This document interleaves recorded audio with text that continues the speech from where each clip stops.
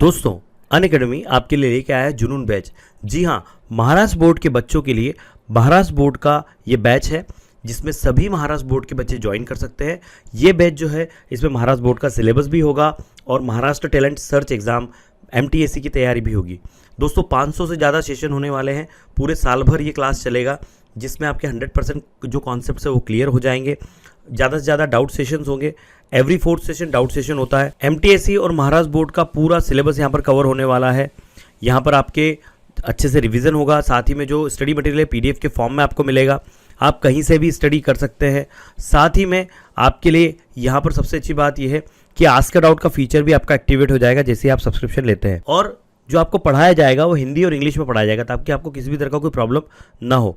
जितने भी important topics है, जितने भी स्ट्रेटजीज है, वो सारी की सारी टिप्स आपसे शेयर की जाएगी। इस बैच में आपको मैं पढ़ाने वाला हूँ मैथमेटिक्स, साथ ही में जो हमारे सिद्धार्थ सर है वो पढ़ाएंगे बायोलॉजी, और प्रशांत तिवारी सर जो है हमारे वो पढ़ाएंगे फिजिक्स एंड केमिस्ट्री, और मैथ पढ़ाएंगे हमारे Rajneesh sir.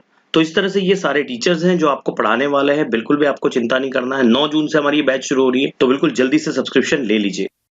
Hello everyone, welcome to पवन वाग अकेडमी। आशा है आप सब लोग अच्छे होंगे। लास्ट हम लोगों ने लिपिड्स स्टार्ट कर दिया था लास्ट वीडियो में, और उसके भी हम लोगों ने 3 टाइप्स बताए थे। एक होते थे आपके सिंपल लिपिड्स, दूसरे से आपके कंपाउंड लिपिड्स, थर्ड थे आपके डेराइव्ड लिपिड्स, जिसमें से मैं आप लोगों को लास्ट वीडियो में सिंपल लिपिड्स करा चुकी थी। जिन्होंने नहीं किया है ये चैप्टर स्टार्टिंग से या फिर कोई भी अदर चैप्टर, आप लोग हम लोगों की प्लेलिस्ट पे जाकर आप लोग सर्च करके जितने भी चैप्टर्स आपके बाकी हैं आप उनको कंप्लीट कर सकते हैं। और जो हम लोगों के लिपिड्स के टाइप्स रह गए थे कंपाउंड और डेराइव, तो स्टार्ट करते हैं। जो हम लोग का सेकेंड टाइप था लिपिड का वो था कंपाउंड लिपिड्स, और यहीं से आज आपका सेशन स्टार्ट होगा। These are the ester of fatty acids containing other groups like phosphate and sugar, etc. Compound lipids are the ester of fatty acids जिसमें phosphate यानी कि phospholipids and sugar यानी कि glycolipids ग्रुप का presence रहता है। They contain a molecule of glycerol. Compound lipids में glycerol के molecules प्रेजेंट होते हैं।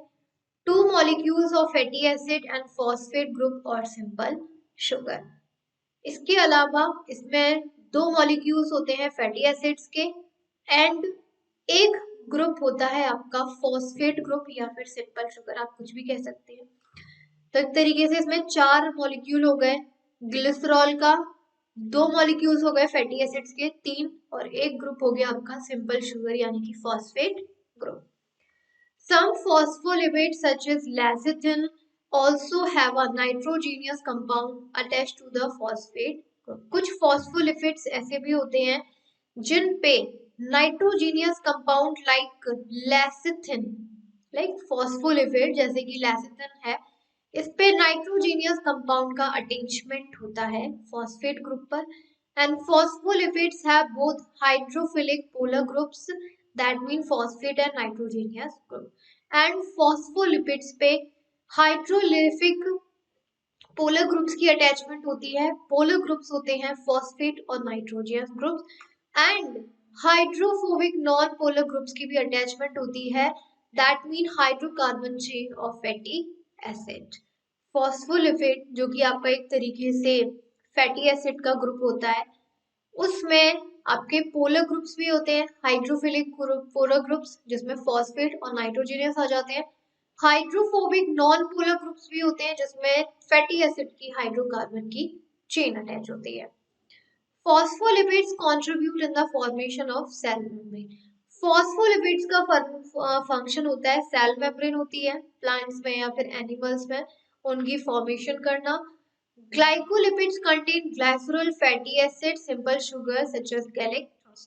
यही हम ग्लाइकोलिपिड्स की बात करें यानी कि शुगर की, तो उसमें glycerol fatty acid simple sugar जैसे कि गैलेक्टोज की प्रेजेंस होती है। प्रेजेंस जरूर याद रखिएगा कि कौन से ग्रुप में किसकी प्रेजेंस है। सबसे पहला इसमें आपका स्टेरॉइड्स आता है। They are derived lipids. Steroids क्या है हम लोगों के? डिराइव्ड लिपिड्स है। They are composed of fused hydrocarbon rings and a long hydrocarbon side chain. Steroids कैसे बनते हैं? दैट मीन जो डेराइव लिपिड्स हैं कैसे बनते हैं? जब हमारे हाइड्रोकार्बन की रिंग्स और हाइड्रोकार्बन की लॉन्ग चेन फ्यूज्ड हो जाती हैं. When a hydrocarbon rings and a long hydrocarbon chain is fused, steroid or derived lipids are formed. One of the most common sterol is cholesterol. और सबसे most common जो sterol है वो आपका cholesterol है, जो खाने में भी प्रेजेंट होता है, आप लोगों ने सुना भी होगा. It is widely distributed in the cells of the animal body but particularly in nervous tissue. Animal body में सारे सेल्स में ज्यादा कोलेस्ट्रॉल प्रेजेंट होता है, बट सबसे ज्यादा इसकी प्रेजेंस होती है हमारे नर्वस टिश्यूज पर. कोलेस्ट्रॉल एग्जिस्ट आइदर फ्री और एज कोलेस्ट्रॉल ईस्टर. कोलेस्ट्रॉल हमारे दो तरीके से एग्जिस्ट करता है, या तो फ्री फॉर्म में करेगा या फिर कोलेस्ट्रॉल ईस्टर के साथ कॉम्बाइन होगी. They are also called cerebrosides. इनको हम लोग सेरेब्रोसाइट्स भी कहते हैं. Large amount of them have been found in the brain, white matter and myelin sheath. क्योंकि जो हमारा कोलेस्ट्रॉल है, सेरेब्रोसाइट, सेरेब्रम, सेरेबेलम किसका पार्ट है? ये ब्रेन का पार्ट है. Cerebrum, cerebellum, it is a part of the brain. And cholesterol have large amount in present in brain which is in white matter or in the form of myelin sheath. That's why इसे हम बोलते हैं cerebrocytes, क्योंकि white matter है, myelin sheath है, कि कहाँ present होती है? आपके ब्रेन में प्रेजेंट होती है, सेरेबेलम और सेरेब्रो जैसे वाले पार्ट में. इसीलिए हम लोग कोलेस्ट्रॉल को सेरेब्रोसाइट्स के नाम से भी जानते हैं. आप यहाँ पर lipid bilayer in aqueous medium, आप स्टेरॉल का स्ट्रक्चर देख सकते हैं. This one is water. यहाँ पर भी आपका वाटर है. यहाँ पे नॉन पोलर टेल्स है और यहाँ पर आपके पोलर हेड ग्रुप अटैच रहती है दोनों तरफ. ये इसकी टेल और ये हेड वाला पार्ट. इसीलिए कभी भी हमारे जो लिपिड्स होते हैं वाटर में सॉल्यूबल नहीं होते. Adrenocorticoids, sex hormone like progesterone and testosterone and vitamin D are synthesized from cholesterol. हमारी बॉडी में जो सेक्स हार्मोन्स होते हैं लाइक प्रोजेस्टेरोन एंड टेस्टोस्टेरोन, और जो एड्रिनल ग्लैंड से रिलीज होता है एड्रिनोकॉर्टिकॉइड हार्मोन एंड विटामिन डी, ये सब हमारी बॉडी में कोलेस्ट्रॉल के थ्रू सिंथेसाइज या कह सकते हैं बनते हैं. आप लोगों ने एक चीज नोटिस भी करी होगी, कहा जाता है कि विटामिन डी के लिए हमें सन बैठना चाहिए, धूप में बैठना चाहिए, धूप से हमें विटामिन डी मिलता है. सही बात है, मिलता है. लेकिन आज के टाइमिंग पर धूप में कोई नहीं बैठता. हाँ, टैनिंग हो जाएगी, कलर डाउन हो जाएगा, बहुत सारे रीजन होते हैं. किसी किसी को तो बहुत सारी प्रॉब्लम्स होती है, एलर्जी हो जाती है, रेड रशेस हो जाते हैं, नहीं बैठ पाते. तो विटामिन डी, आपने सोचा कि हम तो धूप में बैठ नहीं रहे, तो विटामिन डी कहाँ से आ रहा है? विटामिन डी आ रहा है कोलेस्ट्रॉल से, लेकिन उतना नहीं आ पा रहा जितना हमारी बॉडी को चाहिए. बस काम चला हुआ रहा है, जिंदा रहने लायक, बस इतना है.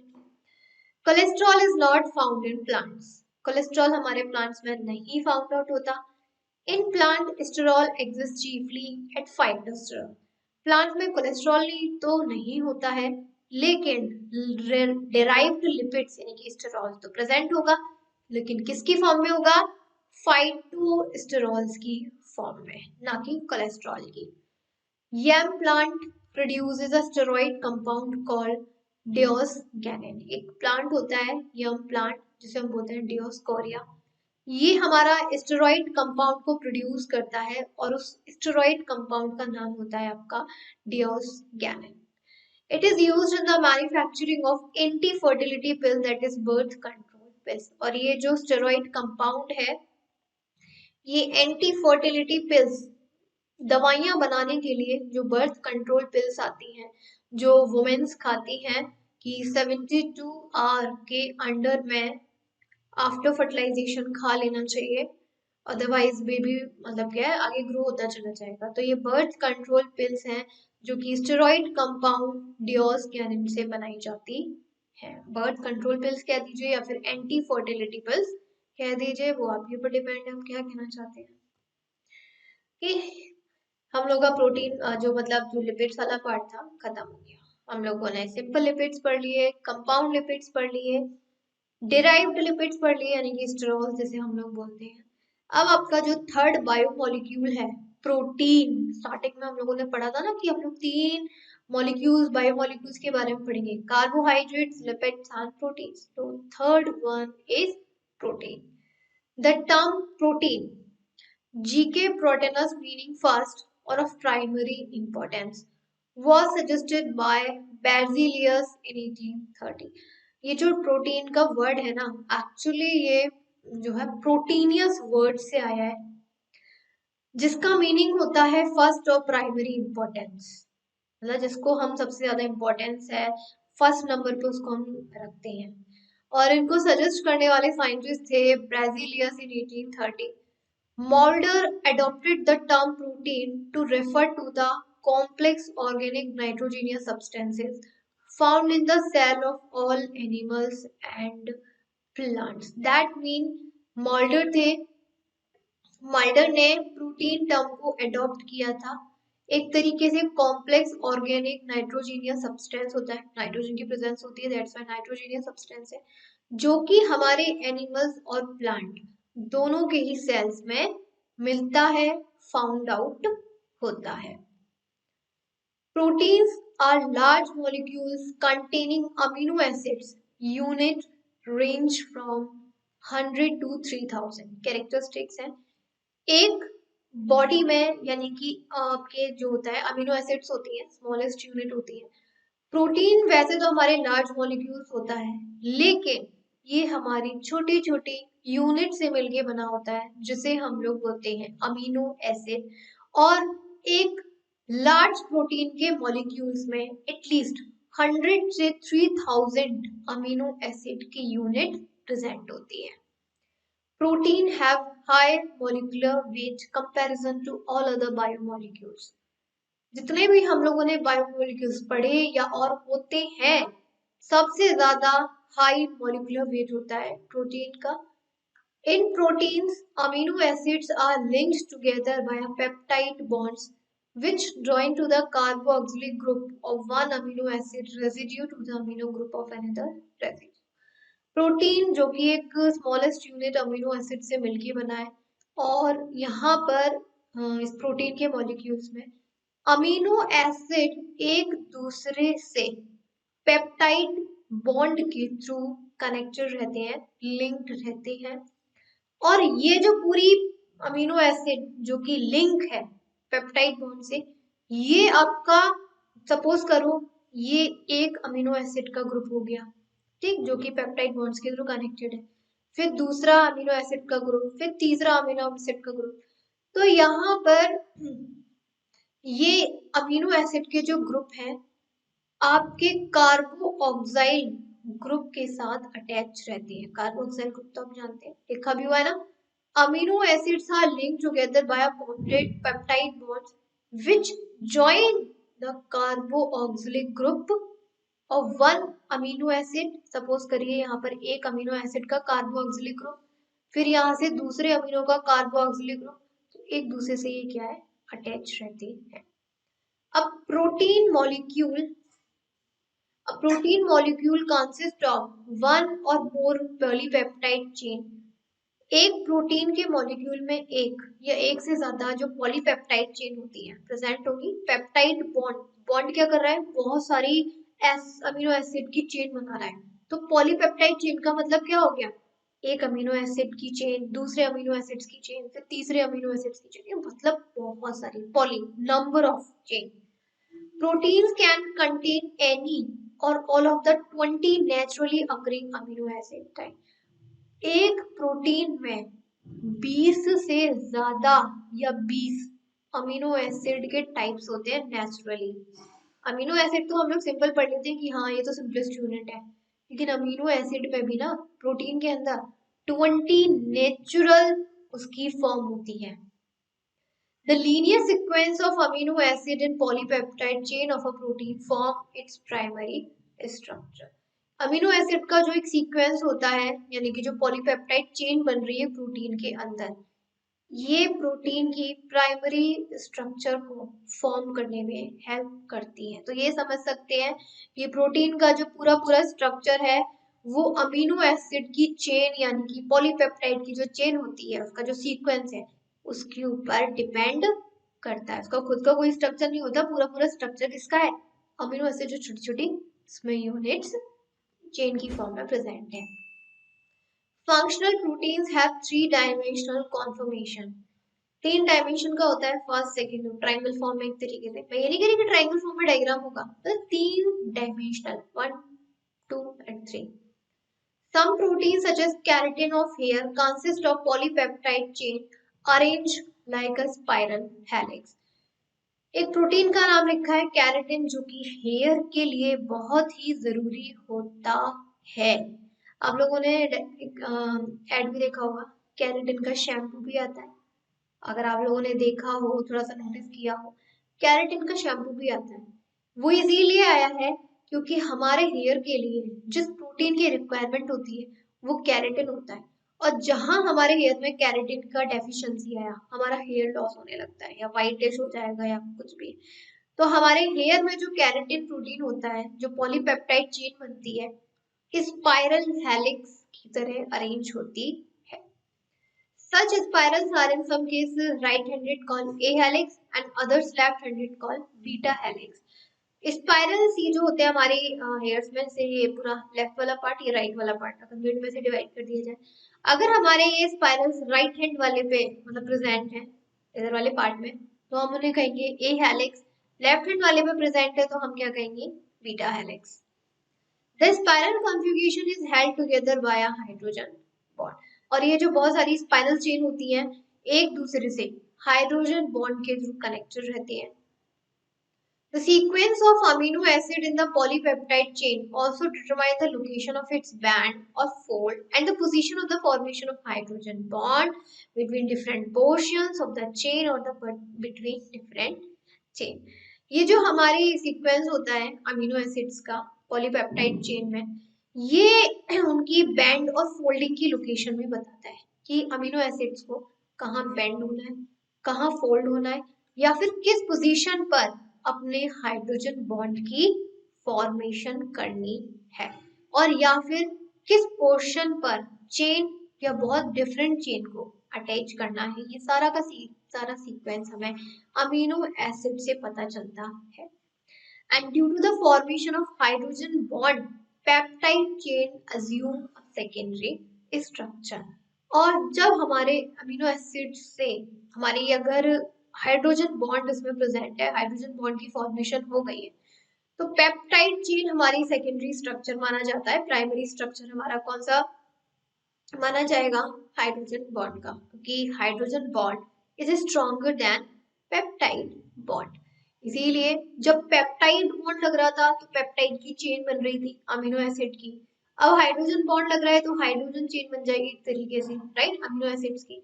तो हाइड्रोजन बॉन्ड हमारा प्राइमरी स्ट्रक्चर माना जाएगा, देन सेकेंडरी स्ट्रक्चर माना जाएगा हमारा पेप्टाइड चेन का। ये चीज हो जाती है। In some proteins, two or more peptide chains are linked together by intermolecular hydrogen bond।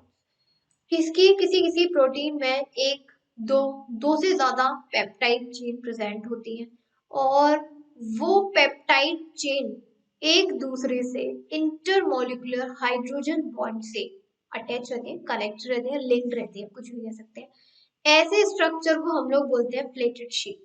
Such structures are called plated sheet। कौन सा स्ट्रक्चर, किसी प्रोटीन में दो या दो से ज्यादा पेप्टाइड चेन प्रेजेंट है और वो पेप्टाइड चेन आपकी बीच में से एक दूसरे से इंटरमोलिकुलर हाइड्रोजन बॉन्ड से लिंक्ड है, तो स्ट्रक्चर चेंज हो जाएगा ना। ऐसे स्ट्रक्चर को बोलते हैं pleated sheet.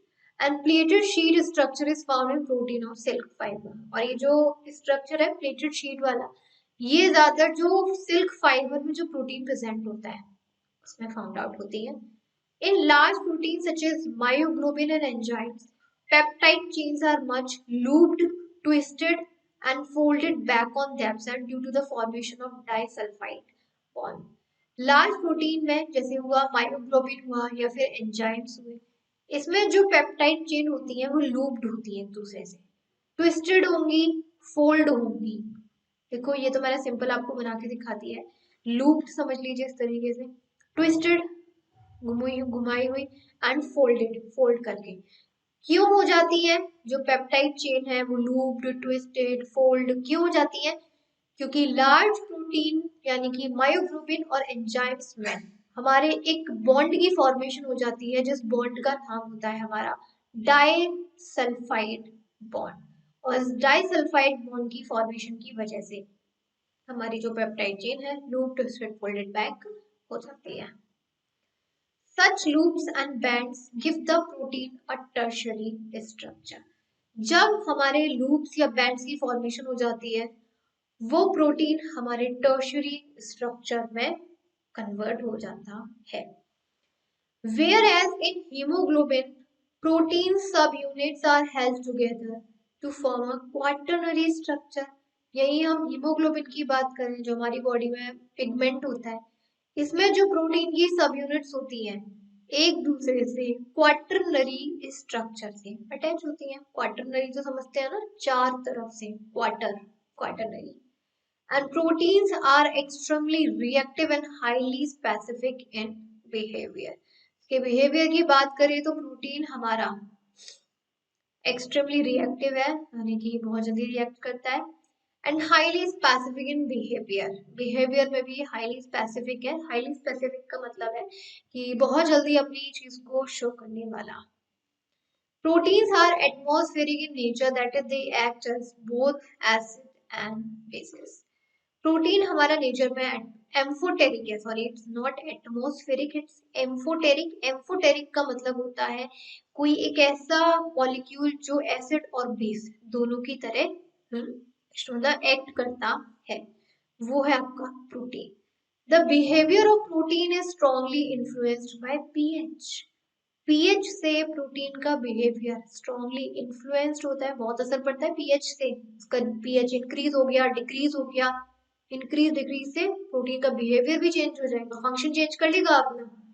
Like amino acid, proteins are dipolar ions at the isoelectric point, that mean the sum of the positive charges is equal to the sum of the negative charges, that the net charge is zero. Amino acids जो होते हैं हमारे amino acids होते हैं, तो amino acids की तरह proteins भी हमारा आइसोइलेक्ट्रिक है, डाइपोलर आयंस होता है। आइसोइलेक्ट्रिक, आइसोइलेक्ट्रिक का मतलब है कि अगर हम उसके पॉजिटिव चार्ज का सम निकालेंगे, यही हम उसके नेगेटिव चार्ज का सम निकालेंगे, दोनों इक्वल आएंगे तो दोनों एक दूसरे से कट जाएंगे, नेट चार्ज कितना हो जाएगा? Zero. Iso, what is the iso electric point? कि इसका जो नेगेटिव और पॉजिटिव चार्ज है इक्वल होता है, इक्वल आएगा, जिसकी वजह से इसका नेट चार्ज जीरो हो जाएगा, जिसे हम लोग बोलते हैं dipolar ion eight the isoelectric point. The ionic groups of a protein are contributed by the side chain of the polyfunctional amino acid. जो आयोनिक ग्रुप होता है प्रोटीन का साइड चेन में, वो एक तरीके से पॉलीफंक्शनल अमीनो एसिड्स है, यानी कि एक अमीनो एसिड जो नंबर ऑफ फंक्शन कर रहा है। वैसे तो देखिए हर किसी एलिमेंट का अपना अलग अलग फंक्शन होता है, लेकिन जब हमारा पेप्टाइड चेन में जो अमीनो एसिड एकदम साइड में प्रेजेंट है वो नंबर ऑफ फंक्शंस कर रहा है, पॉलीफंक्शन कर रहा है, उसे हम बोलते हैं ionic group of protein. A protein consists of more basic amino acids such as lysine and adenine exists as a cation at the physiological pH of 7.4. Protein के बेसिक की बात करें, बेस में जो हमारे होते हैं, जो हमारा प्रोटीन होता है अमीनो एसिड बेस है, उसमें और बहुत सारी उसकी फॉर्म होती है डिफरेंट, जैसे कि लाइसाइन और एडेनाइन, जो कि कैटाइन की फॉर्म में पॉजिटिव चार्ज की तरह प्रेजेंट होती है, एग्जिस्ट करती है, जिसका पीएच होता है आपका 7.4। और ऐसे प्रोटीन्स को बोलते हैं बेसिक प्रोटीन। अभी हमने क्या पढ़ा? प्रोटीन का मतलब पॉजिटिव चार्ज, इसका नेगेटिव चार्ज जीरो हो गया। जीरो का मतलब वो आपका बेस में भी होगा एसिड में भी होगा। तो प्रोटीन जब आपका बेस होगा, बेस में आपके लाइसिन और एक्टिनाइन आ जाते हैं जो कि एज अ कैटाइन होते हैं, जिसका पीएच होता है 7.4, और इन्हीं को हम क्या बोलते हैं, basic protein. Histones of nucleoproteins are basic proteins. Histones present होते हैं आपके न्यूक्लियोलस में, न्यूक्लियस के अंदर, न्यूक्लियोलस में हिस्टोन्स प्रेजेंट रहते हैं, जिसको हम लोग बोलते हैं group of proteins. Nucleoproteins are basic proteins. Nucleoprotein मतलब जो न्यूक्लियस के अंदर प्रेजेंट होता है वो आपके बेसिक प्रोटीन्स होते हैं। A protein rich in acidic amino acid. अब ऐसे प्रोटीन जो कि आपकी एसिडिक अमीनो एसिड्स हैं, जो कि एनाइन की फॉर्म में एग्जिस्ट करती हैं at the physiological pH, and such proteins are called acidic protein. इसका पीएच नहीं बताया गया है, लेस होता है 7 से, तो लेस होगा, इतना ही आपको पता है। तो इसका एक्चुअली क्या है, जो आपका एसिडिक है थोड़ा सा वेरी करता रहता है, फिक्स नहीं है, ये भी नहीं कह सकते, अप्रोक्स भी नहीं है, इसीलिए यहाँ पर आपका एसिडिक पीएच नहीं लिखा है, फिजियोलॉजिकल पीएच है। ऐसे प्रोटीन्स को हम लोग एसिडिक प्रोटीन्स कहते हैं। And the most of the blood proteins are acidic protein. ज्यादातर जो ब्लड में हमारे प्रोटीन प्रेजेंट रहते हैं, चाहे किसी के भी ब्लड में हो, ह्यूमंस के ब्लड में हो, एनिमल्स के ब्लड में हो, किसी के में भी, तो वो आपके ज्यादातर कौन से होते हैं, 95% एसिडिक प्रोटीन्स होते हैं। Next is classification of proteins. यहाँ तक हमने कैरेक्टर्स पढ़ लिए, सबसे ज्यादा कैरेक्टर्स हमारे प्रोटीन के ही थे comparison to carbohydrates and lipids. अब इसकी क्लासिफिकेशन पे आ जाते हैं। On the basis of structure proteins are classified into 3 categories. 3 categories में डिवाइडेड होते हैं। सबसे पहले आ जाते हैं हमारे simple proteins. Simple proteins on hydrolysis eat only amino acid. Simple proteins वो प्रोटीन्स हैं जब हम उनको हाइड्रोलाइज करेंगे, यानी कि वाटर के साथ हाइड्रोलाइज करेंगे, तो सिर्फ और सिर्फ किसकी फॉर्मेशन करेंगे, अमीनो एसिड्स की। These are soluble in one और मोर सॉल्वेंट्स। सिंपल प्रोटीन्स आपके एक या एक से ज्यादा सॉल्वेंट में सॉल्युबल होते हैं, यानी कि मिक्स हो सकते हैं। सिंपल प्रोटीन्स में भी सॉल्युबल इन वाटर, इसके अलावा ये वाटर में भी सॉल्युबल हो सकते हैं। Histones of nucleoproteins are soluble in water. Histones होते हैं यानी कि न्यूक्लियस के अंदर जो प्रोटीन प्रेजेंट रहते हैं, जिसे हम लोग बोलते हैं हिस्टोन्स, वो भी आपके वाटर में सॉल्युबल होते हैं। Globular molecules of histones are not coagulated by heat. जब हम हिस्टोन्स के मॉलिक्यूल्स को हीट करेंगे तो वो कोगुलेट नहीं होते हैं। कोगुलेट का मतलब एक दूसरे से चिपकते नहीं है। Histones are not coagulated by heat, वरना हमेशा ऐसा होता है कि अगर आप प्रोटीन को हीट करेंगे तो वो क्या कोगुलेशन कर लेते हैं। कोगुलेशन होता है एक दूसरे से चिपक जाते हैं, ग्रुप फॉर्म करते हैं, लेकिन हिस्टोन्स में ऐसा नहीं होता। Albumins are also soluble in water but the coagulated on heating। जैसे हम बात करें सिंपल प्रोटीन की, आपका एल्ब्यूमिन है। एल्ब्यूमिन आपका वाटर में सॉल्युबल है, बट हीट करने पे क्या कर रहा है, कोगुलेशन, यानी कि कोगुलेटेड हो रहा है। Albumins are widely distributed. Egg albumin, serum albumin, legumin of pulses are albumin। Albumins different different जगह पे डिस्ट्रीब्यूट होता है, जैसे एग में भी आपका एल्ब्यूमिन होता है, सिरम में आपका एल्ब्यूमिन होता है, और पल्सेस में आप पढ़ते हो ना लेग्यूमिनाइन, पढ़ते हो कि नहीं पढ़ते, पल्सेस आर द लेग्यूमिनिन। लेग्यूमिनिन का मतलब होता है कि उसमें सिंपल प्रोटीन एल्ब्यूमिन प्रेजेंट है, इसीलिए तो कहते हैं दालें खाओ, क्योंकि उसमें सिंपल प्रोटीन की प्रेजेंस होती है, और जब हम सिंपल प्रोटीन हमारी बॉडी में जाता है तो अमीनो एसिड में कन्वर्ट हो जाता है। ये थे आपके सिंपल प्रोटीन्स। नेक्स्ट आते हैं conjugated proteins. Conjugated protein consists of a simple protein united with some non-protein substances। Simple protein, अभी हमने सिंपल प्रोटीन पढ़ी। कॉन्जुगेटेड प्रोटीन कैसे बनते हैं, क्या होते हैं, जब कोई भी सिंपल प्रोटीन हमारे किसी दूसरे बायोमोलिक्यूल से जो कि प्रोटीन नहीं है उससे यूनाइटेड होते हैं, एक दूसरे से एक तरीके से कनेक्टेड होते हैं, लिंक्ड होते हैं, ऐसे प्रोटीन को बोलते हैं conjugated protein. When a simple protein United with other biomolecule or other non-protein substance, it is called conjugated protein। The non-protein group is called prosthetic group। और ये जो नॉन प्रोटीन ग्रुप होता है ना, उसे हम लोग बोलते हैं प्रोस्थेटिक ग्रुप। एग्जाम्पल है आपका हीमोग्लोबिन। हीमोग्लोबिन आयरन प्रेजेंट होता है, प्रोटीन प्रेजेंट है। तो हीमोग्लोबिन जो पिगमेंट है वो हमारे सिंपल प्रोटीन से अटैच रहता है, राइट। और इसको हम क्या बोलेंगे, conjugated protein. Globin is the protein and iron containing pigment. Him is the prosthetic group. यहाँ पे देखिए ग्लोबिन हमारे बॉडी में जो प्रेजेंट रहता है प्रोटीन, और हीमोग्लोबिन में जो आपका आयरन प्रेजेंट होता है, राइट। दोनों मिलके कौन सा ग्रुप बनाते हैं, प्रोस्थेटिक ग्रुप बनाते हैं, यानी कि कॉन्जुगेटेड प्रोटीन बनाते हैं। Similarly nucleoproteins have nucleic acid coupled with histone protein. Nucleus में आपके न्यूक्लिक एसिड होता है और हिस्टोन प्रोटीन का ग्रुप प्रेजेंट होता है, दोनों मिलके कॉम्बिनेशन बनाते हैं कॉन्जुगेटेड प्रोटीन का। On the basis, proteins are classified as glycoproteins and mucoproteins. अब यहाँ पर जो हमारे कॉन्जुगेटेड है, कॉन्जुगेटेड भी हमारे दो टाइप में क्लासिफाइड है, एक है हमारे ग्लाइको, दूसरे हमारे muco. Muco are the carbohydrate protein complexes, that mean ऐसे प्रोटीन जो आपके कार्बोहाइड्रेट ग्रुप से लिंक्ड होंगे, ऐसे प्रोटीन जो आपके कार्बोहाइड्रेट ग्रुप से लिंक्ड होंगे, ऐसे प्रोटीन को हम लोग बोलते हैं म्यूकोप्रोटीन। एग्जाम्पल है mucin of saliva and heparin of blood.